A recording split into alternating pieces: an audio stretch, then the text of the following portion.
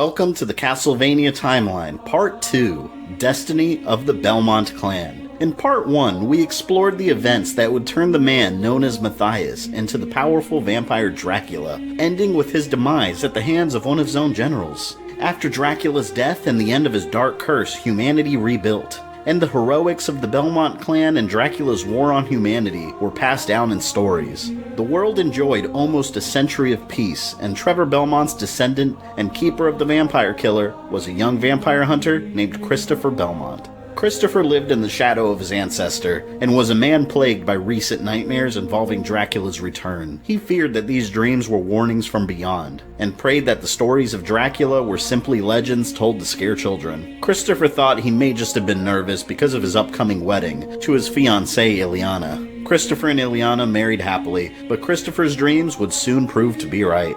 Unknown to Christopher, since the time of Dracula, a number of cults had formed that worshipped him and wished for his return. One such cult, known as the Bartley clan, made their way into the forbidden ruins of Dracula's castle and performed several sacrifices, engaging in a dark ritual in the hopes of resurrecting Dracula. Dracula returned from the dead with revenge on his mind, and made it his mission to draw out the descendant of Trevor Belmont, in an effort to wipe out the bloodline. Soon after, Christopher received news that his family crypt was vandalized. After investigating, he discovered the tomb of his parents was desecrated, and their bodies mutilated.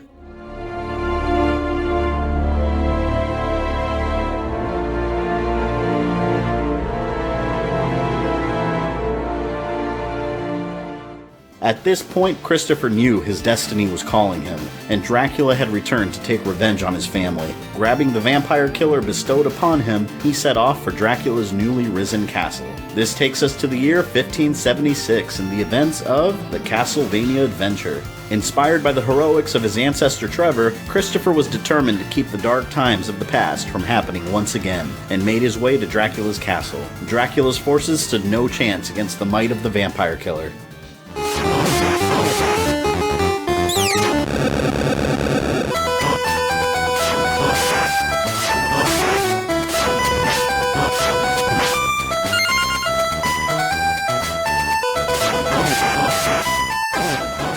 Eventually meeting the Dark Lord face to face, Christopher attacked him relentlessly.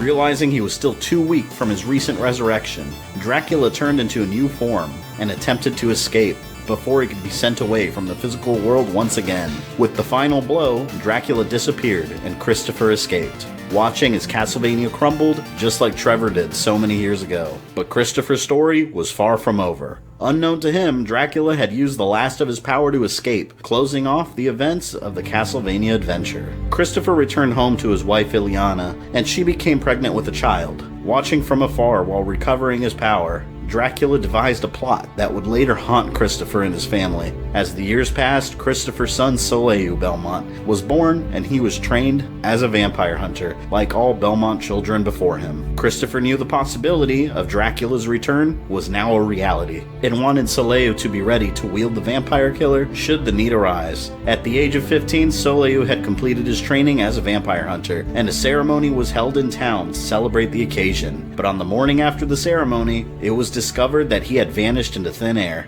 Enough time had passed for Dracula to regain much of his power, and he had taken Soleil in an effort to draw Christopher out and destroy his family in front of him. But the young boy showed no fear against Dracula, and knew his father would come to rescue him. During the evening of his kidnapping, the earth shook with a thunderous roar, and 4 castles appeared. Christopher answered Dracula's challenge by picking up the vampire killer whip one last time. Dracula had crossed the line and directly attacked his family, and Christopher swore that the Dark Lord wouldn't escape his wrath this time. This leads us to the year 1591, and the events of Castlevania II, Belmont's Revenge. Christopher searched for Dracula through all 4 castles, defeating the guardians placed in each one.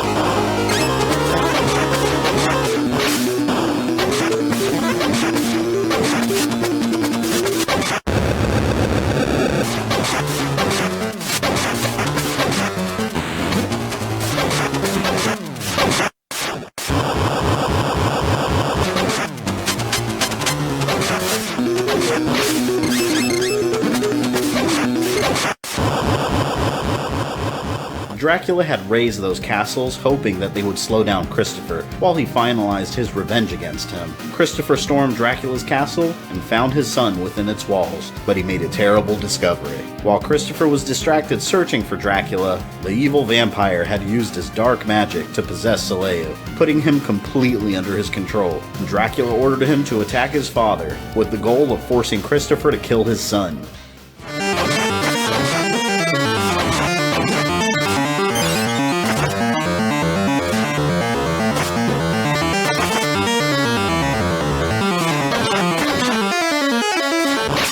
With Belmont blood in his veins and the sight of his father in front of him, Soleil was able to fight off the possession and regain his humanity. Dracula's plan had failed, and he waited for the inevitable confrontation with Christopher. This time, Christopher made sure that Dracula didn't have a chance to escape.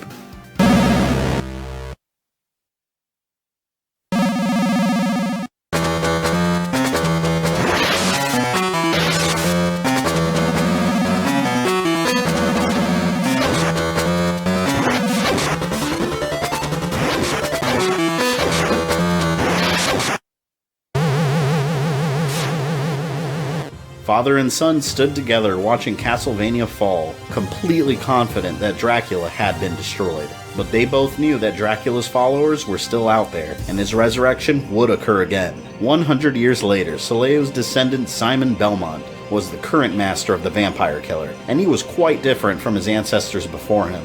Leon Belmont was a man with an unshakable sense of responsibility. Trevor saw the world destroyed before him, and his fierce determination to set things right saved it. And Christopher and Soleil were a father and son team who reluctantly accepted the fate that they were born into. Simon, on the other hand, was impulsive and headstrong. During his time, his ancestors were celebrated heroes, and Simon wished nothing more than for Dracula to return, so he can test his own strength against him, and take his place among the heroes of legend. On Easter Sunday, one of Dracula's cults gathered at an abandoned monastery and performed the ritual to resurrect their master, and Castlevania rose once again. The people of Europe knew the Belmonts were the only ones powerful enough to put Dracula down and prevent his rise to power. They turned to Simon for help, and eager to face his destined foe, Simon rushed to Castlevania.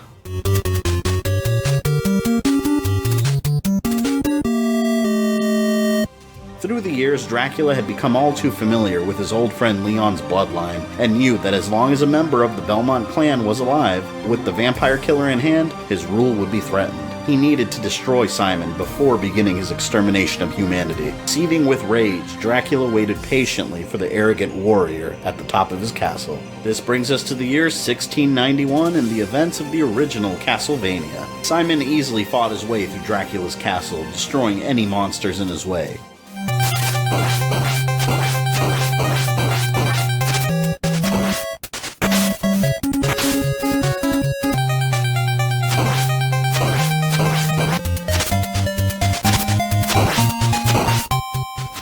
Eventually making it to the resurrected Death, protecting his master.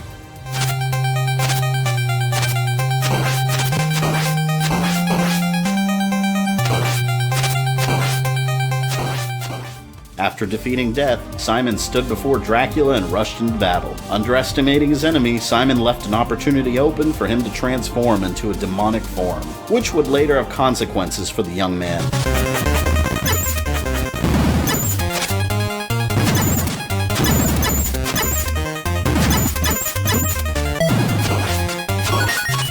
Simon had killed Dracula and taken his place among his ancestors and closing off the events of the original Castlevania. Word spread of Simon's victory throughout all of Europe, making him one of the most famous and respected members of the Belmont clan.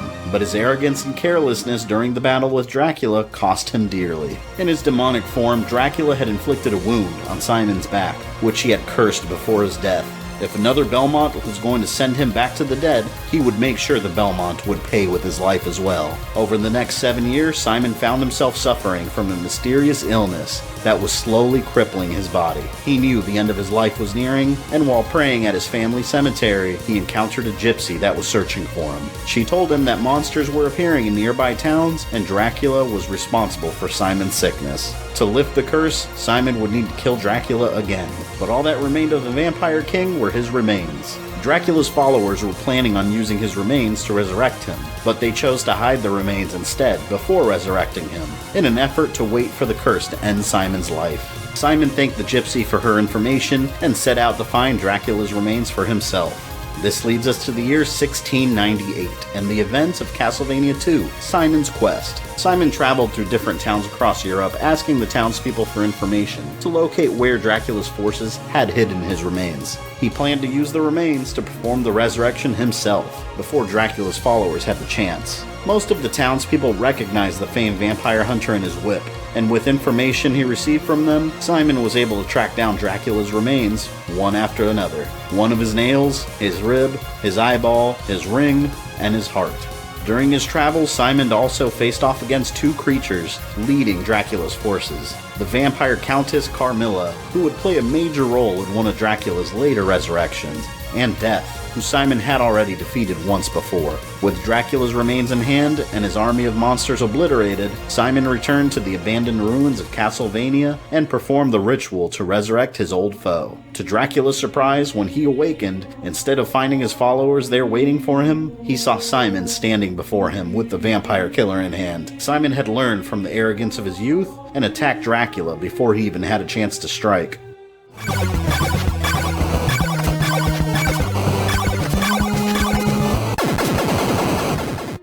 The sickness Simon was suffering from lifted, and out of respect for the enemy that had challenged him so fiercely, he buried what was left of Dracula, and lived to pass down his wisdom, closing off the events of Castlevania II, Simon's Quest. 48 years later, the grandson of Simon Belmont, Juste Belmont, received the title of Vampire Hunter, and was handed the legendary Vampire Killer. Juste's best friend Maxim became jealous that he was given the title of Vampire Hunter instead of him, and went on a journey to train himself and prove he was worthy of the Vampire Hunter title. 2 years later, Maxim returned to the village badly wounded and suffering from memory loss, telling Juste that their childhood friend Liddy was kidnapped. Juste grabbed the vampire killer, and Maxim led him to the only place he could remember that he had been, a castle that had appeared mysteriously. And Juste remembered the stories his grandfather Simon had told him during his childhood, and deep inside he knew this was Castlevania, meaning that Dracula's return was imminent. Knowing that Simon had buried what was left of Dracula when he defeated him before, Juste and Maxim entered the castle to find out why it had returned, and why Liddy was taken there. This leads us to the year 1748 and the events of Castlevania Harmony of Dissonance. Maxim and Juste split up and went their separate ways in order to locate Liddy faster.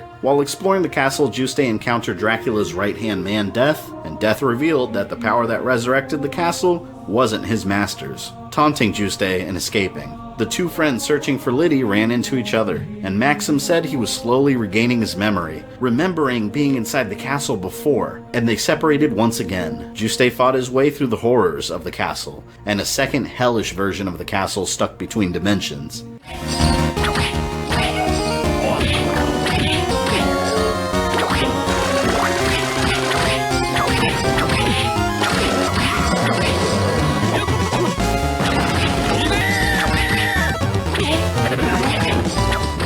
Eventually, he ran into Maxim again, and Maxim had regained much of his memory. He remembered that in his jealousy of Juste's success as a vampire hunter, he had secretly tracked down and collected Dracula's remains that Simon had previously used. Not being of Belmont blood, Maxim was easily influenced by Dracula from the other side, and he unknowingly brought Liddy to the Risen Castle. Maxim knew he was still open to Dracula's influence, and decided it would be safer if he stayed behind, while apologizing to Juste and putting all of his confidence in his friend. Juste left to save Liddy and stop Dracula from rising again. Finding Death once again, he demanded to know where Liddy was taken, and Death told him that Maxim had already succumbed to Dracula's influence and had been preparing Liddy to sacrifice her life energy to Dracula.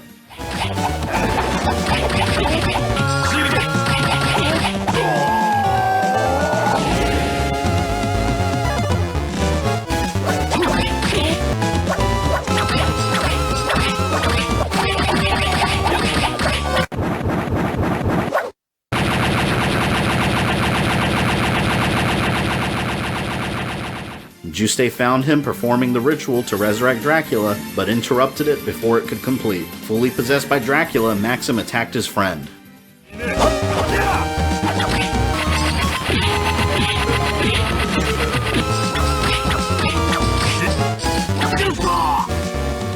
The real Maxim struggled to resist Dracula's control and eventually forced him out of his body, along with his remains, which partially let Dracula come back into the physical world. With nowhere near his complete power intact, Dracula's spirit challenged Juste.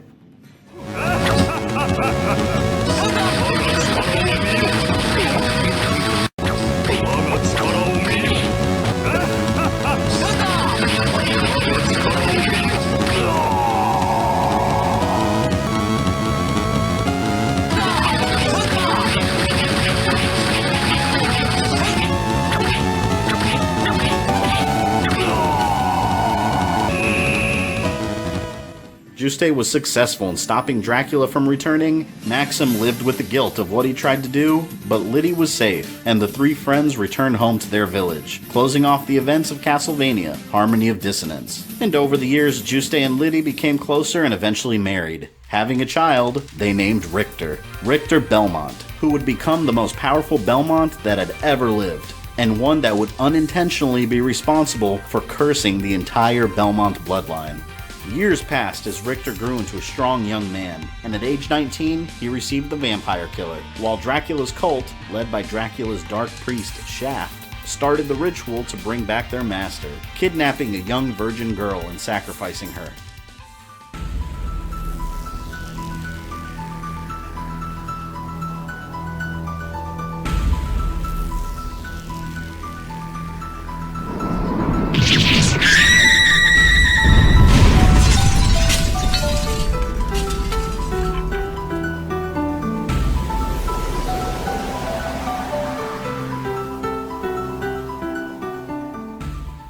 Dracula had risen again, and instead of openly inviting a Belmont to come challenge him, he commanded his army of monsters to immediately attack humanity and burn down any village they could find.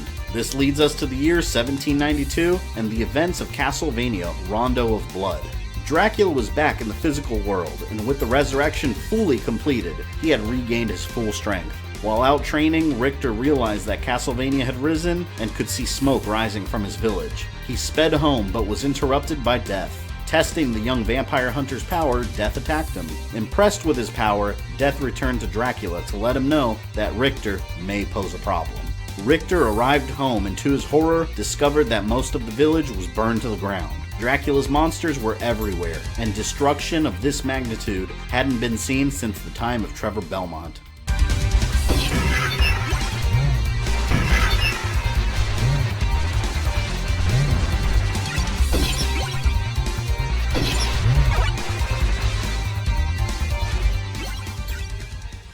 Richter searched through the village for his girlfriend Annette and discovered that she was taken, as well as Tara, a nun from the local church, Iris, the daughter of the town doctor, and Maria, a young girl that would eventually become a partner to Richter and a good friend.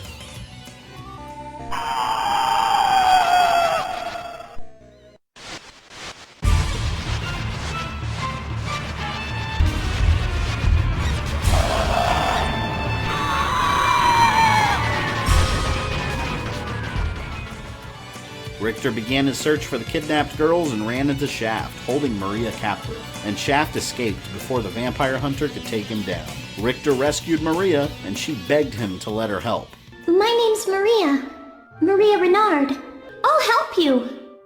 Ha! No, just be good. Go home back to your mom and dad. They're worried about you. They were killed. Oh, I'm sorry. So I'm definitely coming with you. You just won't take no for an answer, will you? Alright, fine. Come with me.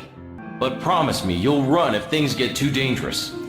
At first, Richter laughed off the idea of a 12-year-old girl helping him, but then realized that she had a unique power. Maria was a distant relative of the Belmont clan and had a connection to animals, which allowed her to use their abilities. So Maria joined Richter on his mission, and she ended up being an extremely valuable ally. Powerful enough to destroy Dracula's servant Carmilla, who Simon previously fought during the events of Simon's quest.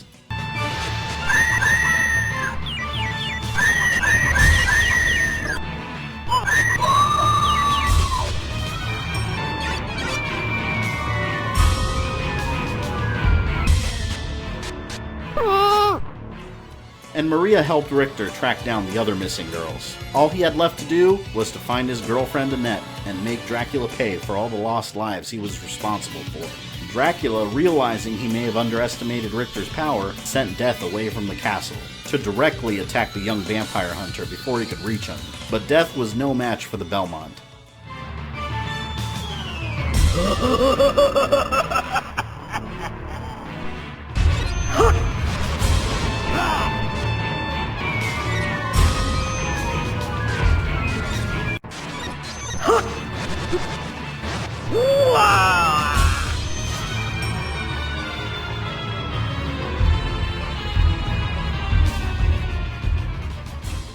Dracula's last line of defense was the Dark Priest Shaft, who confronted Richter and summoned multiple monsters to wear him down.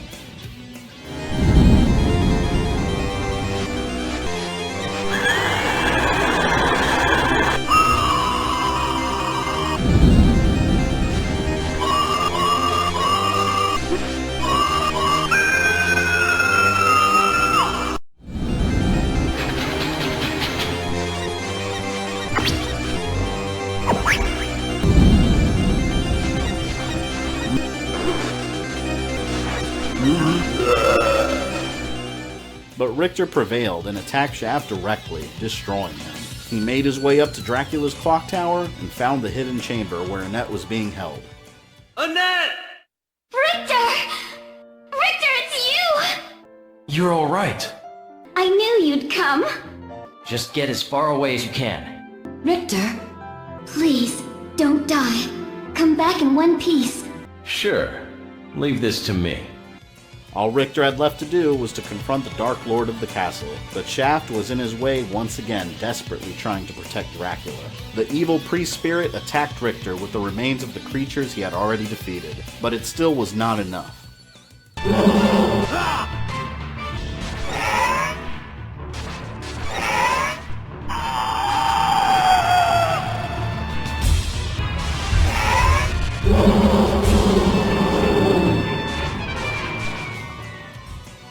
With nothing left standing in his way, Richter rushed towards Dracula's chambers and found the vampire waiting for him, and more powerful than he had ever been. Die, monster! You don't belong in this world! It was not by my hand that I'm once again given flesh. Your words are as empty as your soul. Mankind ill needs a savior such as you. What is a man? A miserable little pile of secrets. But enough talk. How about you?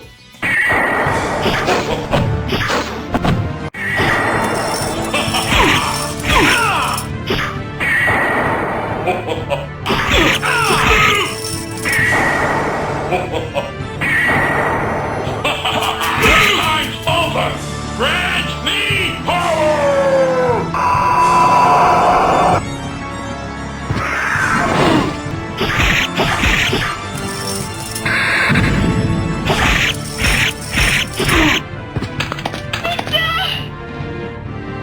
Grant him your strength!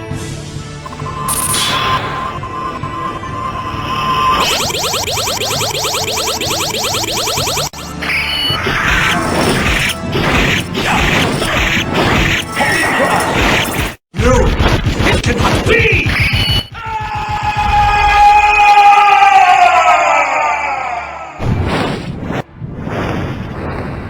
With Maria's help, Richter slayed Dracula at the height of his power, firmly letting him know that he could never stand a chance against the Belmont clan. Dracula was destroyed and his castle vanished. Richter made his way home not knowing that the darkest times for the Belmont clan were soon coming. This closes off the events of Castlevania Rondo of Blood. Richter married Annette, and Maria became his vampire hunting partner. Richter had heard rumors that Shaft had somehow survived their encounters, and together with Maria, he traveled the land searching for the Dark Priest and wiping out the remainder of Dracula's forces. Years later, Castlevania appeared from the rubble, and Richter Belmont went missing. Nobody knew where he was, and a now 17-year-old Maria began searching for him, following the trail directly to Dracula's castle. At the same time, Dracula's son Alucard woke up from his slumber. Although he had intended to be sealed away forever, Andy saw his father's castle standing before him. His last memories were of him fighting alongside Trevor, Grant, and Sypha against Dracula, and watching the castle crumble to the ground. Not realizing that Dracula had been attempting to return for centuries, and the Belmont clan had stopped him every time. Alucard thought it was unusual that Castlevania was present, yet he couldn't feel his father's presence, and he entered the castle to investigate. This leads us to the year 1797 and the events of Castlevania Symphony of the Night.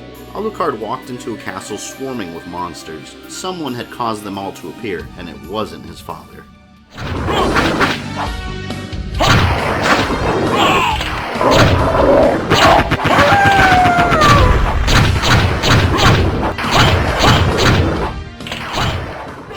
Alucard was confronted by death, a familiar sight in the castle, and he was stripped of his weapons and abilities.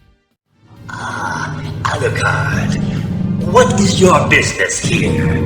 I've come to put an end to this. Still befriending mortals.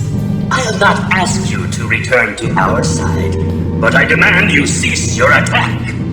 I will not. You shall regret those words. We will meet again. What? Alucard explored the castle, slowly regaining his powers and equipment, facing horrific monsters, including a succubus posing as his mother. You must despise humans. They are to be your prey. My mother never said such a thing. No, you're not my mother. What kind of demon are you? You broke free of my spell. I like that.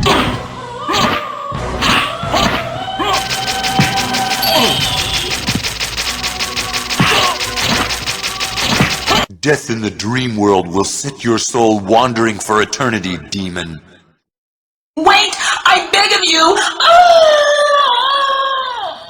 He also met Maria, who told him about Richter, and they worked together to find him. He disappeared about a year ago, and I'm sure he's here. If you see him, please let me know. As you wish, my lady. Making his way through the massive castle, Alucard found Richter and could sense that he was Belmont, descended from Trevor. Richter revealed that he was the lord of the castle. Richter, the last man to have slayed Dracula, was responsible for summoning the castle and all of its monsters. But Alucard knew that something was wrong with Richter, and he could see through the illusion. A Belmont would never want to resurrect Dracula willingly.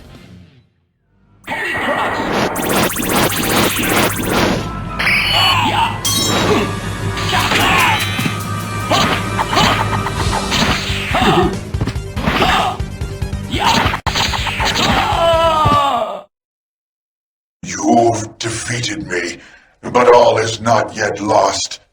The resurrection of Count Dracula is at hand. It was Shaft, still alive. He had cast a spell on Richter, taking over his mind. No. What have I done?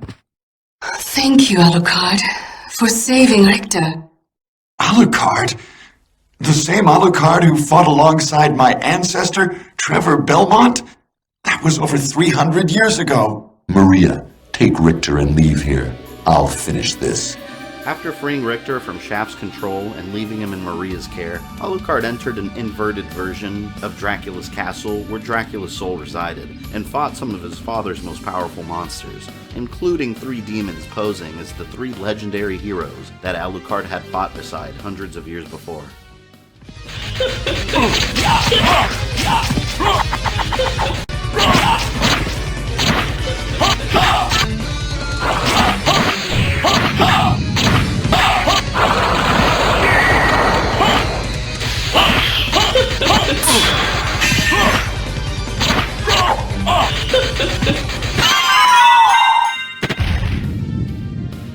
Andy also encountered Death and paid him back for stripping him of his equipment. You're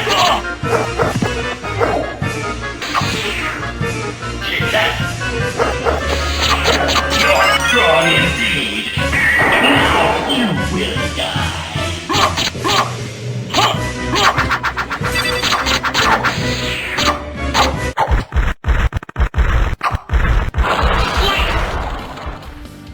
Eventually, Alucard tracked down Shaft, about to bring Dracula back to the world.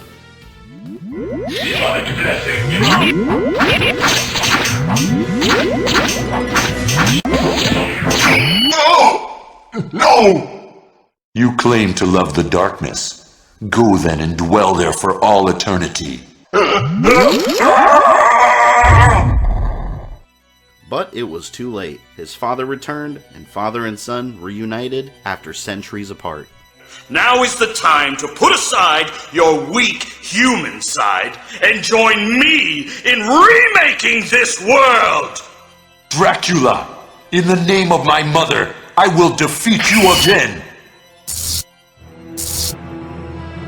Behold my true form and despair!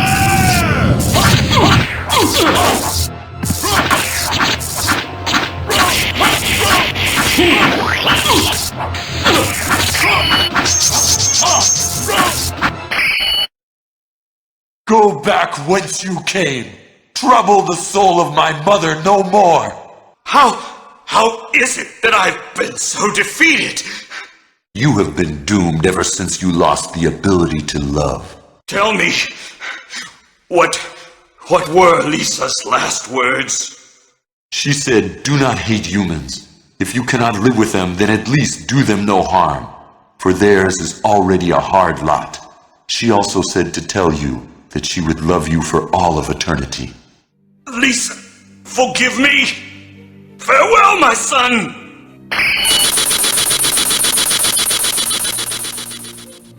Alucard had helped destroy his father for the second time, and Castlevania fell. Richter thanked Alucard for helping him, and Alucard decided to hide away from humanity again, closing the events of Symphony of the Night. Over time, Maria convinced Alucard to be part of the world, and stayed by his side, giving him companionship, and Alucard would soon help the human race behind the scenes. Even though Dracula and Shaft were successfully destroyed by Alucard, Richter felt something was still very wrong. To his horror, he discovered that he could no longer touch the vampire killer whip. Dracula's ultimate plan became obvious. If he couldn't destroy the Belmont clan, he would take away their most powerful weapon. Once Shaft put Richter under Dracula's influence, the Belmont blood became tainted, and the connection between the Belmonts and the whip was shattered. Join me next time for part 3, Passing the Torch, where we explore a world without the Belmont clan and the power of the vampire killer.